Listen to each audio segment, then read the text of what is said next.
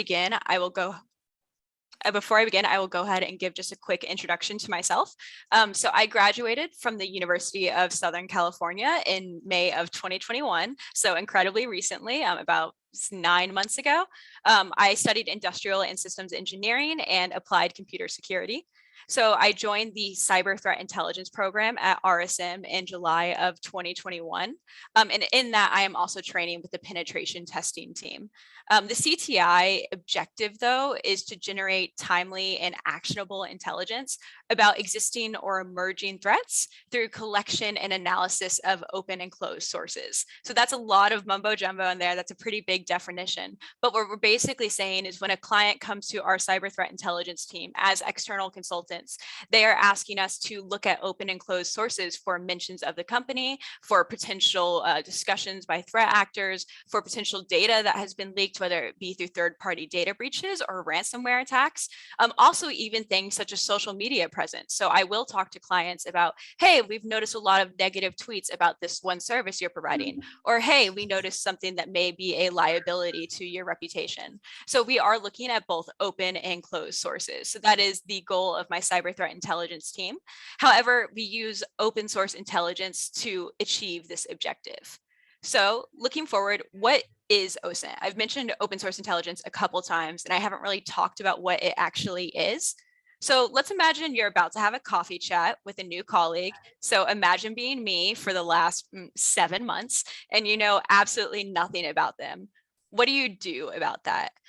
If you're me, you spend the 10 minutes before that coffee chat going on their LinkedIn in a non-creepy way, I swear, and you look at the things like what college they attended, what their current title is at your company, maybe things like previous jobs they held. I always look at hometowns. I'm really looking for things that are going to meet my intelligence question. And that question is, what pieces of data can I pull value from so I can connect with this person and make this conversation so much less awkward? Before I move on and explain that, I will say if you ever are stalking people on LinkedIn, you can turn on anonymous browsing. I highly recommend you check out your settings and you enable private browsing. It does mean that you will lose the ability to be able to see who views your profile. But if you're using LinkedIn to stalk like I am, I would recommend that. So moving forward, as I said, the collection and analysis of data gathered from open sources to provide actual intelligence is OSINT, but raw data is not just intelligence. So if I just looked at someone's LinkedIn and I saw, oh, they went to University of Southern California, and I did nothing about that, sure, that's data that I got from open sources, but that's not really doing anything for me. I have to provide value to that data by analyzing it to meet my intelligence requirement. And my intelligence requirement here is, how do I connect with this person? And through my analysis, I can see, oh, we went to the same university, so I can probably talk about his major and his school there and where he lived, etc. Just to clarify even further, the US public law does state that OSINT is produced from publicly available information. It's collected, analyzed, and disseminated in an appropriate audience and in a timely manner. And then also, as I've mentioned multiple times, it addresses a specific intelligence requirement. Now, before I get further into OSINT, I should probably clarify some basic concepts that are underlying about open source intelligence. I want to talk about the dark and deep web and what those actually mean. So first of all, the surface web, and that's everything that that is indexed by search engines. So when you Google or Bing something, if you use Bing, I don't know why you would, if you use those search engines and you see those websites that are returned, those are the surface webs. Those have been indexed, those have been crawled by web scrapers, and those are available to search through. That's approximately 1 to 4% of the internet. The deep web, which is approximately 96% to 99% of the internet, cannot be indexed by search engines. This does not mean it is nefarious. It can be sources behind login pages. It can be sources behind paywalls. If your friend John has a subscription to the New York Times and he knows things that you don't, you cannot say, well, John has access to closed sources. Not technically true. The New York Times would be considered an open source. Also, things are intentionally non-indexed for sometimes reasons that are known or unknown. For example, the grants.government website, while you can find the main website through Google, you cannot find any of its subpages or subdomains. Those are all non-indexed for some purpose.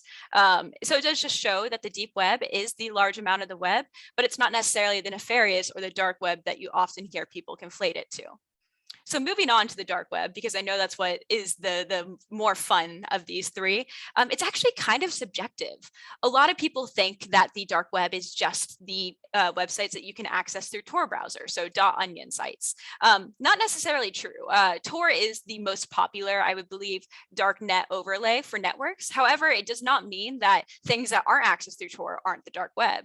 A lot of researchers usually just associate the dark web with a small subsection of the deep web that is being utilized for nefarious purposes and often requires a complex authentication mechanism. So in that case, commonly the Tor browser. Lastly, a lot of you all might have seen this iceberg metaphor. And in the common ones that are used in textbooks and talked about in a lot of publications, it shows this like very small surface web on top, which is correct, but this huge underlying dark web and just completely conflates it with the deep web. Not really true. Even though we can't map out the size of the dark web, some researchers estimate it's only 0.001% of the deep web. It's almost impossible to map out. Obviously, there's not a search engine that queries the dark web. There actually is. DuckDuckGo has now integrated .onion sites. However, it does not index all of those websites. There are some Wikipedias on the dark web, which will point you to certain links that you can go to. But mostly, you have to know the URL you're trying to visit. And that is either passed around between threat actors on underground forums and other dark web websites, or even on Reddit, which is where I found some. So now that I've talked about the dark web, I'll actually show you some pictures of it. Yes, that top picture is of the dark web. And yes, that is the true ProPublica. That is not a spoofed ProPublica. It is not a threat actor site set up to trick people. ProPublica actually announced, I believe, in 2017 that they were going to permanently host a mirror on the dark web with a .onion site. They wanted to ensure that people who may not have access to ProPublica, whether it be from restrictions with whatever nation they're in or other reasons, could have access to it through the dark web. So it does just kind of show you that the perspective that the dark web is only nefarious. You will often find sites like this. There's also even a site, which I did not include on the screenshot. I did not want to encourage any of you all, that there is a Virginia Tech dark web website where someone is exploring the steam tunnels underneath Virginia Tech and taking pictures and posting them on the dark web. That was a fun one to find. I do not encourage it at all. Do not listen to me to do that. But looking at the more nefarious websites, the ones that are actually causing harm, we can see Conti News, which I screenshotted below. Conti is a very famous ransomware group. It is a Russian threat actor ransomware group that is involved in a lot of attacks that you've probably recently heard about.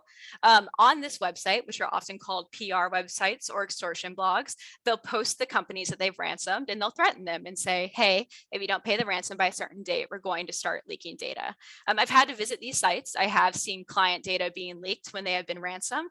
It's never great to see. I did not screenshot any of those. I do not want to exfiltrate that data more than it is being. However, it's also always interesting because ransomware groups, a lot of them are pretty young. You'll see 20, 30-year-olds. So you'll always find some sassy notes. Currently, Conti's is, if you are a client who declined the deal and did not find your data on our website or did not find valuable files, this does not mean that we forgot about you. It only means that the data was sold and not published in free access. So whether they actually are truthful here, that's up to you to decide, but just kind of a rubbing your nose and, hey, even if you don't see your data here and we ransomed you, we could have sold it on the back end. Now that we've looked at the dark web, let's actually talk about open sources, because that's the point of this presentation. What is open source intelligence? So open source intelligence is all publicly available content. That's not limited to just what you can find using search engines. As we talked about with our John discussion in the New York Times, most of the deep web is actually considered open source. Also, other examples of open source information include published and broadcasted content, information available to the public by request, so Freedom of Information Act request, census data, information that can be seen or heard in public. I don't understand how anything in Succession ever stays secret. That family talks about every plan they have in public all the time. And then also even things like social media tweets. If you have a public social media, that's considered open source intelligence, and then even closed at times. So we've talked about what's considered open source. Now let's talk about the OWASP 5-step open source intelligence process. If you haven't heard of OWASP, they are a wonderful nonprofit foundation. They provide industry best practices for developers and technologists to secure web applications. So I know this is a hackathon. I would highly recommend everyone to check out the OWASP Top 10. It is their annual Top 10 publication, which highlights the top 10 most critical security concerns for web apps. I have done web app testing at my work. I also did some web app testing in college. The Top 10 is a great foundational publication to make sure that you are enumerating all of those top 10 vulnerabilities before you move on. So now that we've talked a little bit about what OWASP is, let's talk about what they define their OSINT process. First, it starts with source identification. And to be clear, this is not target identification. I already have my target. So let's say my target is Maddie's company. So what source do I want to look on first? And my favorite to always look on is GitHub. So my source identified is GitHub. I'm going to go ahead and move on to harvesting. Harvesting is how I extract that raw data. And with GitHub, I specifically use a set of tools that allows me to query GitHub for both my company's name, Maddie's company, and keywords that I specify. So whether that be password or user or API key, etc., anything that could indicate sensitive data. I harvest all of that data, and then I move on to step 3, which is processing. In this step, I'm trying to figure out what's valuable. So in a lot of my cases in clients that work in the tech industry, I will get tons of GitHub references because they're referenced a lot with their technologies. In this processing step, I'm combing through those references and I'm trying to find things of value. If they're benign web scraper references, we'll probably report to the client that there was an anomalous amount of GitHub references, but most of them appeared benign due to being web scrapers. But you never know, you may find hard-coded credentials. Number 4, step analysis, is when you combine all of your sources in the data process together. So I combine my GitHub information with my dark web information, with my social media information, everything that I investigated, and I give it in a report to the client. We want to make sure that it's an appropriate audience for the client. So you always want to match the level to what your stakeholder is. So now that we've talked about the overall process of how OSINT investigations are performed, let's talk a little bit more about harvesting techniques because that can be very fun. Harvesting can be as simple as Google dorking or Google hacking if you all have not heard of that. We'll talk about it a little bit more in just a second. Stalking your friend's Spotify activity. And I know a lot of you are like, okay, there's no value that you can get from stalking someone's Spotify activity. But let's pretend I am a complex threat actor who has been casing someone and I want to rob their house. And I've been tracking this person for months because they have some grand Fabergé egg or something inside. And I notice that every single time they leave their house and they go driving, they put on their classic country's driving playlist. If I'm monitoring the Spotify and suddenly I notice that he has that classic country driving playlist on, maybe I can make the assumption that he's driving and his house is empty right now. It's always just things that you need to think about. Of what information are you exposing? Even if it seems like a long shot, which I will admit the scenario is, it still exposes some indicator of your habits and allows a threat actor to create a bigger target and attack surface for you. Using reverse image search to find the address of a location, researching any entity on news platforms and social media, visiting the deep web behind paywalls, subscriptions, all consider harvesting techniques to get that data. Now, I mentioned I was going to talk about Google dorking just a little bit more, and I highly recommend this, not even for open source intelligence, but just for your general academic life. I know that learning how to Google was probably, I think, the #1 skill I learned from USC, and Google dorking can help out a lot. It's really just optimizing and making your Google search queries as efficient as possible. So I included a cheat sheet over on the left. We can see all of the filters that you can utilize in line when searching Google. But I'll go ahead and move on to an example. So we have in title, Madon Lazis, in URL, USC Theta Tau. That is my webpage of my membership at USC at Theta Tau. Not really that embarrassing or anything, right? And then I searched in text, Lazis, Maddie Healy, and I found my high school Pinterest board where I posted pictures of Maddie Healy in 1975 band members. So you can use Google dorking to help find embarrassing content of yourself and take it down. But it's also really helpful for some utilization purposes. If you want to search your phone number and search your family members, you can find websites such as white pages or those number lookup websites, and you can ask them to take down your data. I've actually done this. I've asked a ton of white page websites to take down my family's data, to take down mine. I still have some requests that are open, but I would highly recommend not only using Google Dorking just to see what's out there on yourself, but also use it as a utility and figure out who has data on you and who can you ask to take that down. I know if you guys use Visco, I'm not sure if you know, they index every single photo that you post. So if you search an associated username and you see your images, Google will have indexed every photo. So it just shows you a little bit more about yourself and what you're exposing online. So we talked about some simple harvesting techniques, but they can also get a little bit more complicated. And that includes looking for interesting affiliated files to your target, extracting metadata from them. So you can see usernames that have created the files, applications, versions, software, etc. Evaluating whether a domain has hijackable subdomains. And if you're wondering what hijackable subdomains are, it's often when a client has mapped a subdomain to something that no longer exists, whether that be an Amazon S3 storage bucket or an Azure blob. Whatever content the client had hosted there is gone. And now a threat actor can set up a spoofed content there. They can either include malicious content such as malware or a spoofed website, and they can prop it up on that subdomain. So it's a perfectly legitimate subdomain. The client just deleted something or misconfigured a service, and a threat actor can set up a piece of content there. Additionally, evaluating email authentication mechanisms.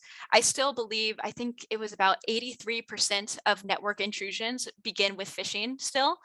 Most ransomware groups use phishing as their initial vector. Phishing is still the #1 threat that we see in cyber threat intelligence, and ensuring that you have your email authentication mechanisms properly configured is essential nowadays. Additionally, we will identify vulnerabilities related with underlying software. And then we also utilize passive scanning techniques to identify vulnerable ports. And I say the word passive, and you're probably wondering why I clarified that. There are two separate types of open source intelligence, and that's active versus passive. With active, you are interacting with the target. So for those of you who have used Nmap or mass scan that's sending packets to the target, that's considered active. On my team, we do passive only. We do not interact with the target at all. However, there are scanning tools, and we'll touch on this later, that allows you to access active scans without doing it yourself. So moving forward, we've talked about how to harvest, but you're probably wondering what personal information is important. And as I said earlier, no piece of information is too small. So let's say I'm trying to do reconnaissance on a person. I'm probably going to look for full name, social media usernames, career information, education, addresses. Voting records are a great way to confirm addresses, hobbies. I will look at posts to see if their children have been posting, pictures of their office, and maybe there's a password on a Post-it. All of these things that seem kind of insane have happened before. Additionally, I will give you all a hint. If you're ever performing an investigation on a person and you need to ensure that you're trying to get all of their Facebook attack surface, look for grandmas. Grandmas love posting every single thing their grandchildren do, and that often exposes the location and other details about maybe your target's personal life. I do touch on clues from posts. I've already talked about maybe a child posting the house in the background, but I also want to talk about a trend that happened recently and a few years ago called "What's in my bag." We can see just a screenshot, a lot of stock screenshots on the right, but I'm going to go into a Reddit that actually kind of follows this "what's in my bag" trend. So I looked at literally the last month. I looked at hot the last month, and I pulled the first 4 I saw without even really thinking. And I was just sitting here. I was like, if I was a threat actor and I had a few minutes, what of these pictures would interest me? On that first picture, we can see keys, a membership card, a business card. So with keys, nowadays, key shops no longer need the actual physical key to create a copy. Some key shops will allow a high definition photo, and they can cut the key from a photo using new technology. So if you are posting pictures of your key and it is against a white background or is easy to cut out, that could potentially be leveraged by a threat actor to create a copy. Additionally, with the business card, if it's a business card in which they have requested delivery or service, I could maybe call them and say, hey, we worked with you a few months ago. I realized I wanted to order something again. What was my last address I had on file? I can't remember if it's the right one. We moved. Just anything that I can use to leverage to try to find out more information. And then lastly, that membership card, and we'll touch on it again. If I find out that membership requires a fee, maybe I say, hey, I'm going to send a phishing email that masquerades as this company and say, you haven't paid your membership fee. Why haven't you paid it? Pay it now. Usually with that sense of urgency. And if it's something they care about, they will often overlook suspicious signs of phishing. Moving on to the next photo, we can see keys. Once again, I can enumerate a Visa credit card in his wallet. And then I also can probably tell the version of the phone by a few years through the camera size. I know a few of them do operate in similar sizes, but you can get a pretty good guess. I'm going to go ahead and skip the third photo because it's my favorite. I will touch on it last. We'll go ahead and move on to the fourth. So I can see phone version, a MacBook, and then also beautifully laid out for me right there is his Sapphire card, his Massachusetts ID, and his American Express. So now I have enumerated that he has two of those credit cards, and I know what his ID would be from. Additionally, I believe that's a Rolex he has in the corner. I'm not sure. Don't call me on it. But it is just an example of wealth that is being displayed publicly, which could make threat actors target you. Now, moving on to my favorite in this photo, we can see that the third photo on the right has both car keys, which we talked about already, phone, so I can get his version, but also he has his business ID. And even though it's blurred out, that design is pretty obvious and simple to me. Maybe if I can stalk through a few more of his posts on this previous subreddit, I might be able to see the back of it. Maybe if I knew what company he worked at, which I probably could if I went through his username, if he's willing to post things like this, I can maybe find the picture of a back of a badge. We have had instances where we have leveraged fake badges to perform physical security tests.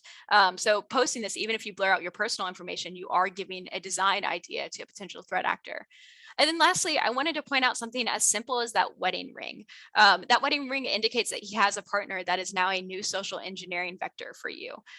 With that partner, you now have a new target that you could potentially exfiltrate data for your original target. So overall, I just wanted to include these photos. These were all posted within the last month, all hot on Reddit, on a subreddit that was this for thousands and thousands of posts. I didn't even look for the worst ones. I didn't dedicate an extreme amount of time to combing through it. Just goes to show you that there's probably so much worse out there that people are posting and not really realizing what information it says about them. So we've talked about personal information, the fun stuff, the target, but what about the technical information for a client, for a business? Information such as software, technology, enumeration, name and mail servers, network architecture, open and vulnerable ports. You'll find open SSH ports all the time. You will find non-authenticated logins, domain and subdomain enumeration, communication protocols. As I mentioned earlier, a lot of email protocols will be misconfigured. Also, a lot of websites will permit perhaps HTTP traffic instead of HTTPS, or they support deprecated versions of TLS or SSL. And then also a lot of online references. So I have talked about GitHub, I've talked about hard-coded credentials, but I do want to talk about my friend and the mystery of her hacked Twitter account. I got lunch with my friend in San Francisco a few months ago, and because everyone out here is a software developer, she was a software developer, and she mentioned that her Twitter kept getting hacked. And I said, kept? And she said, yeah, I changed my password, and the next day it's hacked again. And of course, being the crappy friend that I am, I immediately asked, well, are you using a similar password? I wouldn't be surprised if she had stopped talking to me there. Of course she wasn't. However, I said, okay. Well, hey, did you ever do a project in college with Twitter? Did you ever use Twitter API? And she said, yeah, I did. I did my senior year. And I said, okay, check out your GitHub tonight. Let me know if you have an authenticated API key public there. With Twitter's API, you can use the authenticated key to change passwords on the back end. She sent me a screenshot that night of her public repository with her API key sitting there publicly. It just goes to show you that my friend Steph was not a target from a nation state actor, or is not someone who is a high person of profile of interest. They probably just scraped GitHub for maybe variable names of Twitter API keys, and stuff's happened to pop up. So as I move on, why is OSINT valuable to a threat actor? Like I just said, it can help them identify targets of interest. I think a lot of times people consider open source intelligence to have started already with the target. I mean, the OWASP process does start already with a target. However, threat actors also leverage it to find targets. Let's go back to the subreddit example, the man who might have posted his Rolex. That indicates a certain level of wealth. He might become a target of interest to a threat actor. And that threat actor may slowly monitor his subreddit post over and over and gain a nice profile of this target to potentially lead to exploitation. A threat actor will also use open source to craft unique social engineering attacks. So for example, if I see someone has a YMCA keychain on their keys, I might send them an email from the Y and say, hey, you haven't paid your Y membership and your gym membership is going to be immediately revoked. You know, it's right after New Year's. People want to go to the gym. So they would be probably pretty urgent to pay that membership. Instead, it would come to me. It also is used to discover unintentional leakage of sensitive data, which happens a lot more than you know.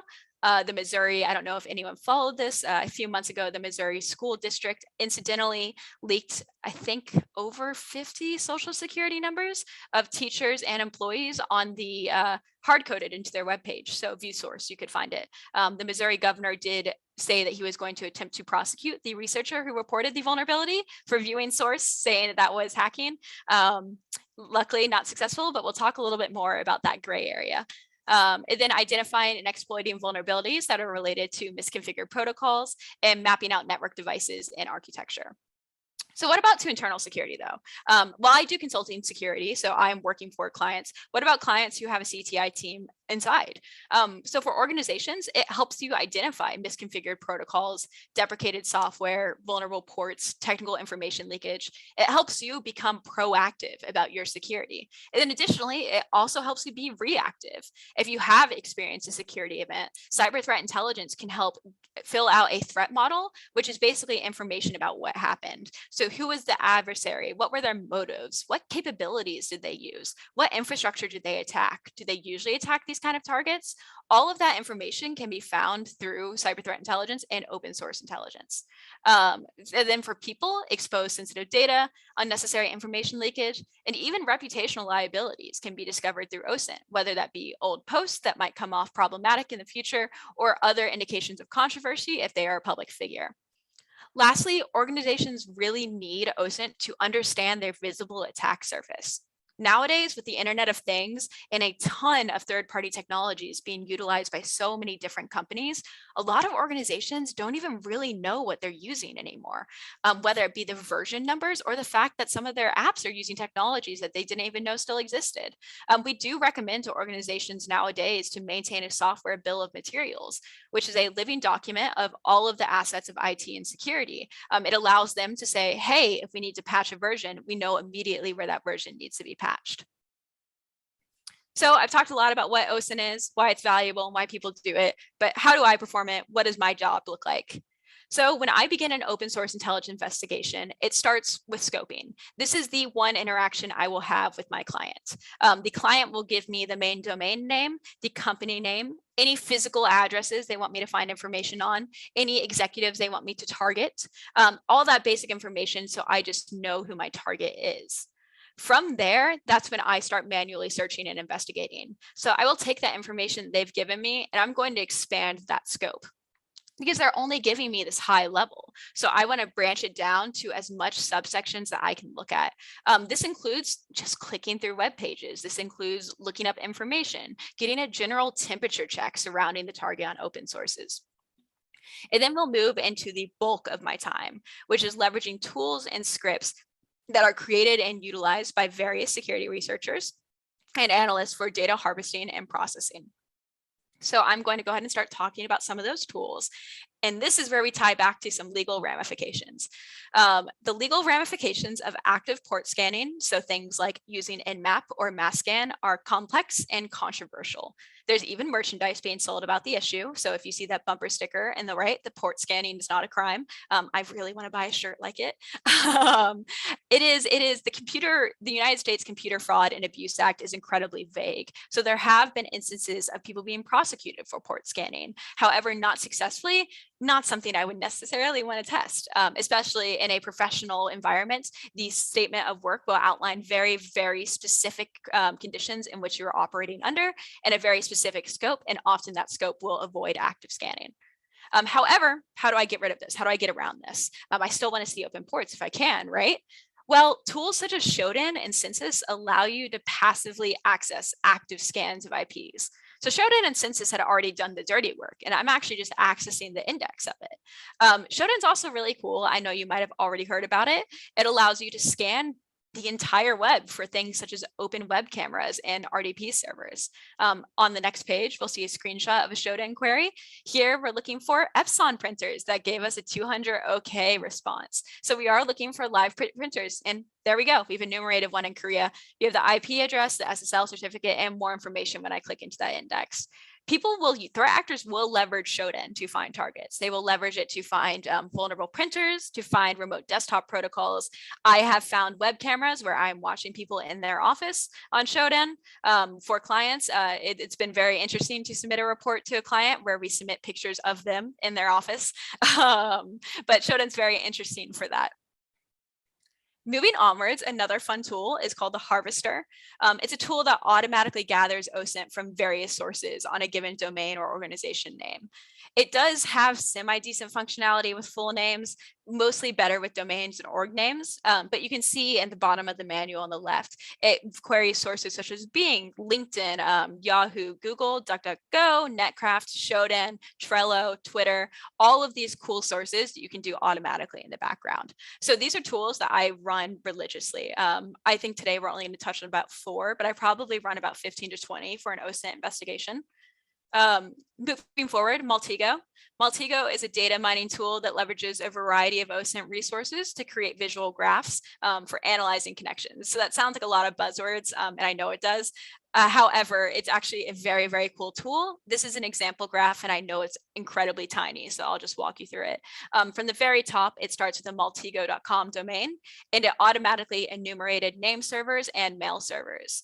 From those name servers and mail servers, it continued to enumerate IP addresses, net blocks, locations, ISPs, related persons, and other information of interest.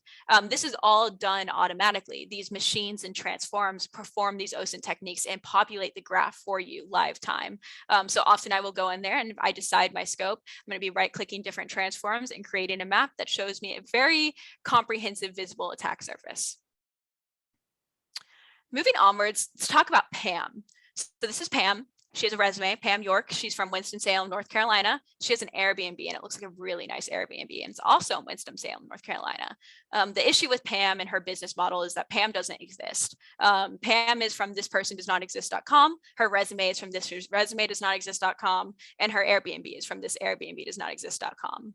I implore you to not look closer at the resume or the Airbnb rental in this presentation. I have not crafted it necessarily to be incredibly believable. However, it is these websites provide great foundation to craft these. So I do have a dummy account, which I'm not going to expose, that I utilize for different social media. That is a more crafted version of this, where I have laid out the resume, I've taken the foundation, and I've laid it out a little bit more specific, fixed some wording that the AI didn't really understand. And then Airbnb rentals, for example, could potentially be leveraged by threat actors and fraudulent transactions. So it is just something to show there are a lot of tools to provide foundational information for dummy accounts.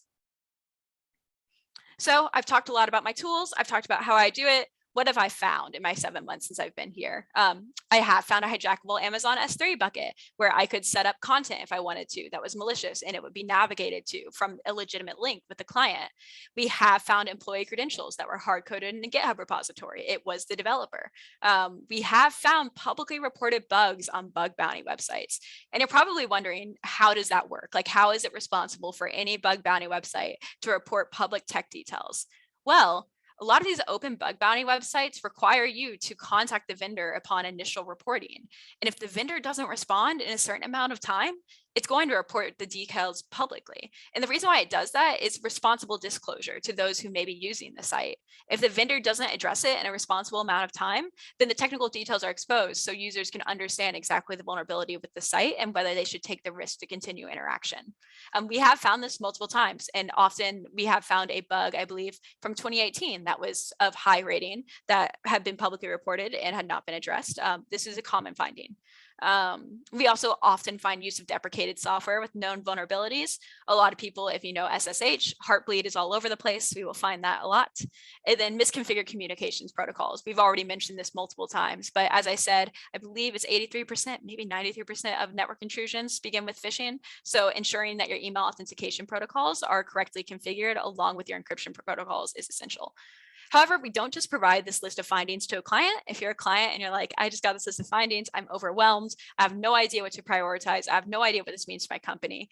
We also provide risk assessments. So we talk about the likelihood of experiencing exploitation from a vulnerability or from a piece of information being acted upon. We talk about the impact to the company, and we also give our recommendations. We do want them to be able to prioritize how they want to remediate our findings, address our findings, or remediate vulnerabilities. So getting towards the end, we're going to talk about leveraging OSINT in the real world.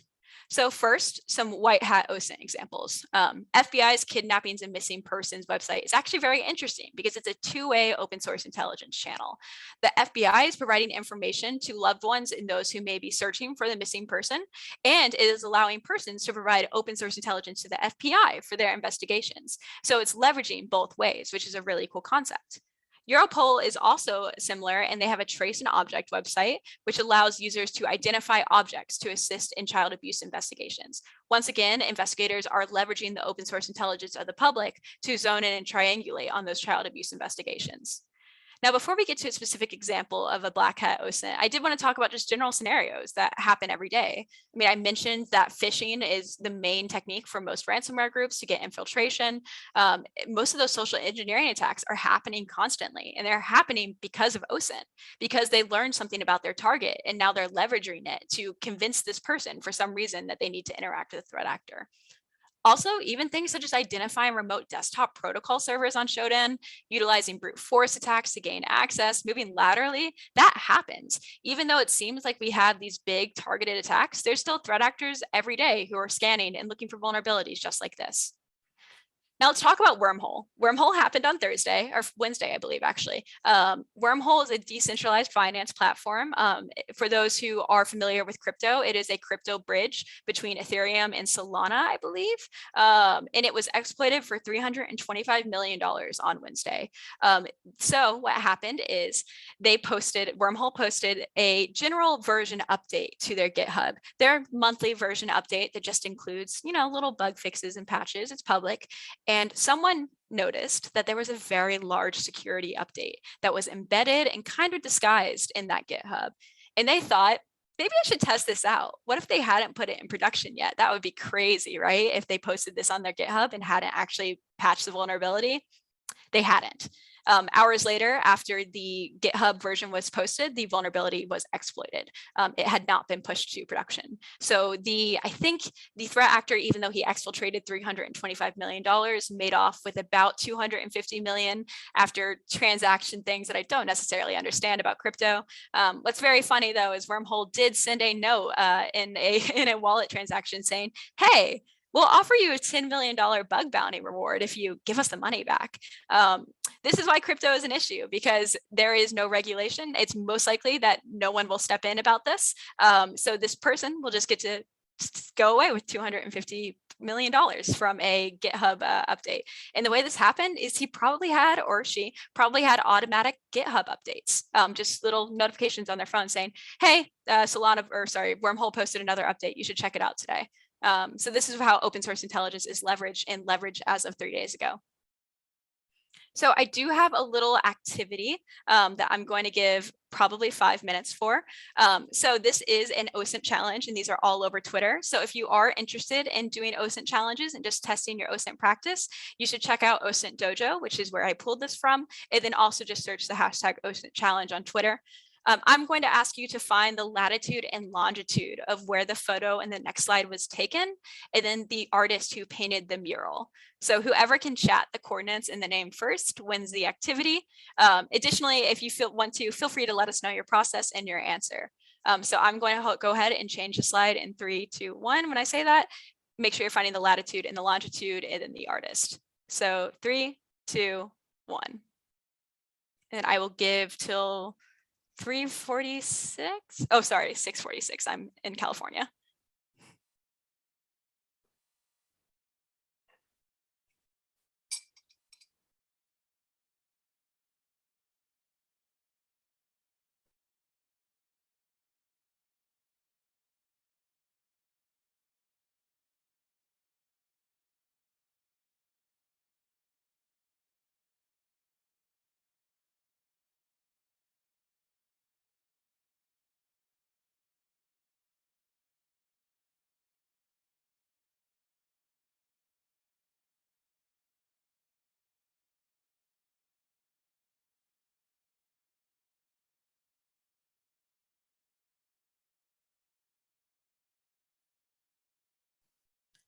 Okay, and I'll give approximately 3 more minutes. And then to answer a question about if they're image searching, it can be however you want to find it. Reverse image searching, you can look at clues in the photos and use that to triangulate your location. There are a ton of different open source intelligence techniques that you can employ here. It's all about finding your best method.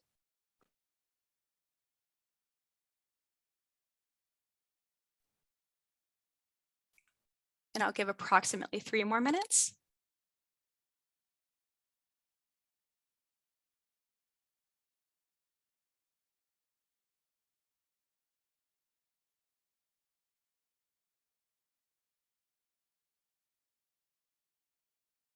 Okay, it looks like Anthony has the coordinates correct. Anthony, I'm going to ask you, could you also find out the artist? Or was anyone able to find out the artist of this mural, the woman?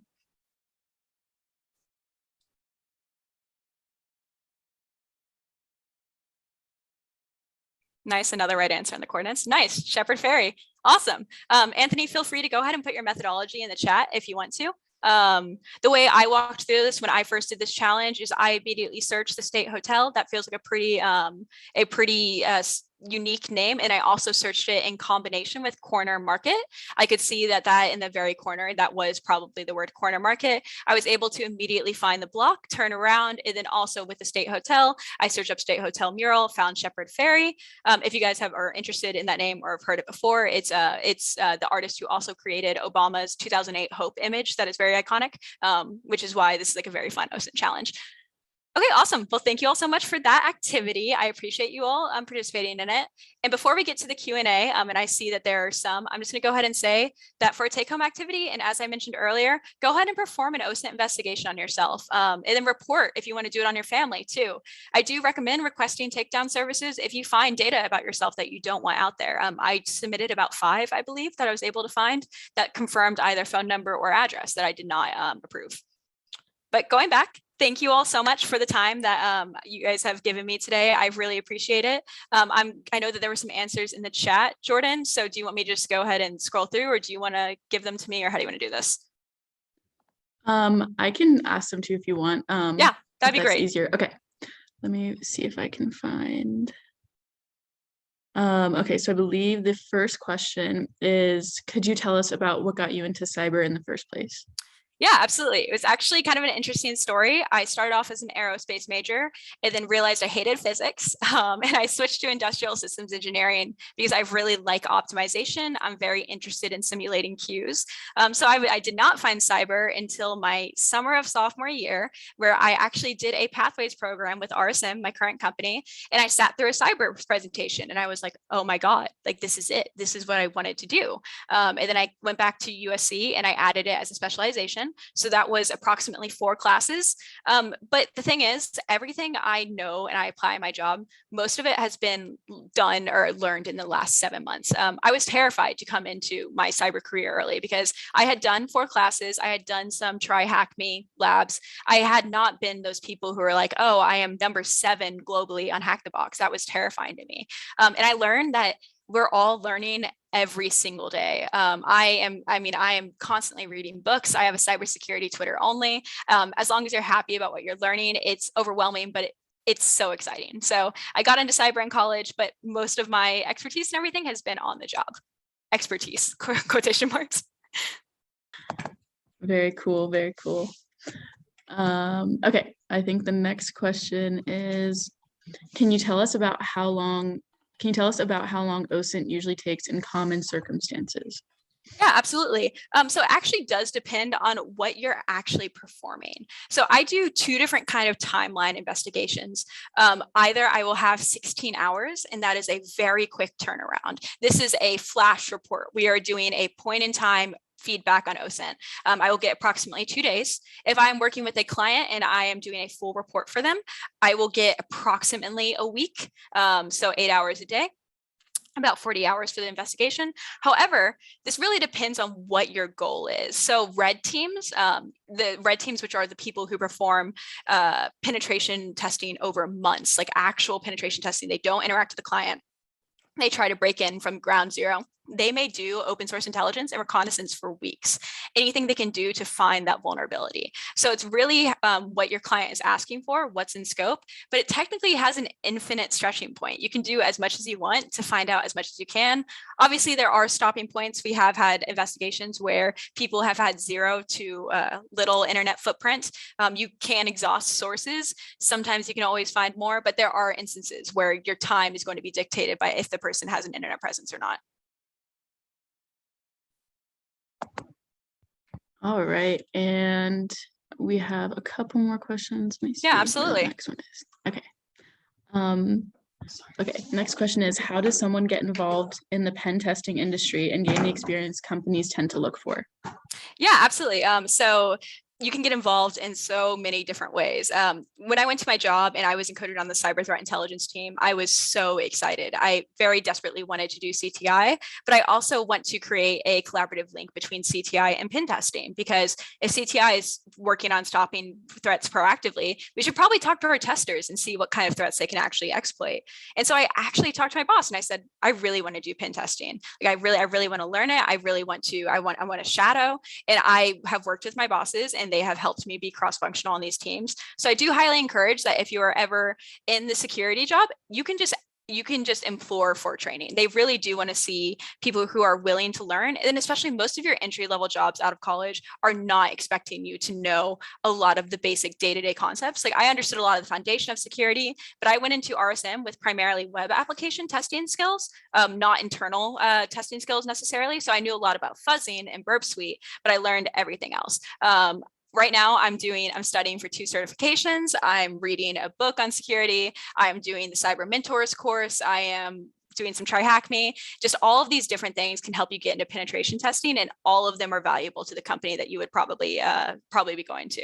And I did just quickly see the certifications are you studying for? I know that's going to be a question that probably comes up. So I'm going to go ahead and get my Security Plus and my Networking Plus out of the way. Those are pretty entry level, but I wanted to go ahead and get those done just so I have my basic certificate accreditation. And also, the more I implore you all, the more you know about networking, save yourself. Like learn as much as you can about networking, because it will only bite you later if you don't know that much. It's one of those concepts where it's like, man, really wish I understood how routers worked. So I'm going to go ahead and go on those 2 certifications, but in the future, I am looking to get my ethical penetration testing certificate through the Cyber Mentor. I believe that is the certificate that RSM is shifting to, but you'll also hear the OSCP, which is the very popular one that will take a long time. So getting my basics out of the way and then preparing probably within a 3-year scope of getting one of the larger ones. Very cool. Good luck with those certifications. Yeah, thanks. All right, next question. Is your job exciting always, or have there been stressful situations, especially because it's dealing with cybersecurity? Yeah, it is always exciting, I will say. I mean, obviously there are the parts of your job that are never as exciting. You know, sometimes when I'm editing my reports, I'm like, why did I even write it this way? Like, that's terrible. But that's every single job. But the content of my job is always exciting. Like I am pumped for every single engagement I'm on, even if it's engagements that are not directly OSINT. So for example, I'm currently working with a client to help develop a CTI program for their own company. Even that, being able to assist a company with proactive security measures, it's very, very cool. However, as for stress, there is sometimes time pressure. We do have companies that are experiencing ransom in live time. So we're collaborating with the detection and incident response team. We're collaborating with forensics. We're doing all of this. And that can be a little bit stressful. And then you are dealing with clients who are losing their data right in front of their eyes. However, in that note, what may be stressful for clients can sometimes be exciting for you, which is a very unfortunate thing to say. And I do wish that everyone could keep their data safe. And I hope that for a future world. But it is a fun day when you are performing an incident response case. All right, and I think this is our last question in the chat so far. I don't know if more is still coming in. Are you only able to use the tools that you mentioned at your job? Are there any open source tools that you recommend to people interested in cybersecurity? Yeah, absolutely. So I use approximately, I would say, Upwards of 25 tools during my job. I only highlighted about 5 of them that I use in investigations always. I actually have a GitHub where I have created a playbook of a lot of tools. I can see if I can add on some links to this presentation and maybe send it out to Hack Violet if they want to post it somewhere.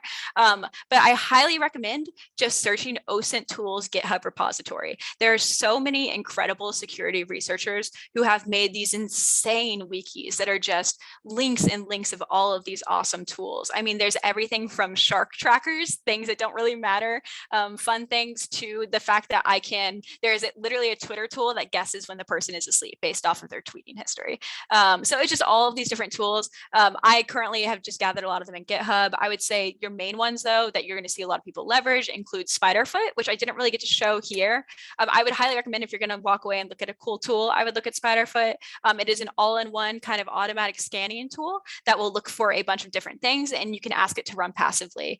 With Spiderfoot, I can enumerate a lot of things like IP addresses, net blocks, suspicious files, open buckets, all of this different stuff. So if you want to get into a cool tool, check out Spiderfoot. And then if you want to look at others, I would highly recommend just security researchers have amazing GitHub repositories.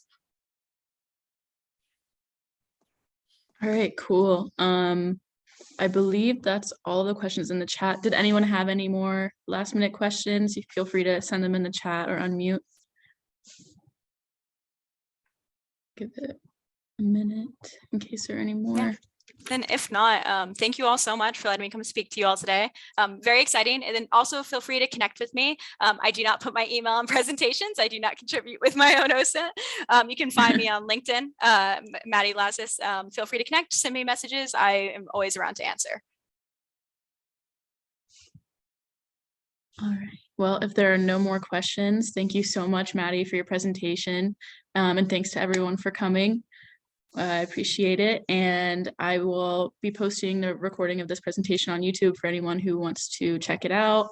And if we do end up getting the resources that Maddie was talking about, I will send them in the Hack Violet general chat. Awesome. Well, thank you all so much. I appreciate it. Bye, guys.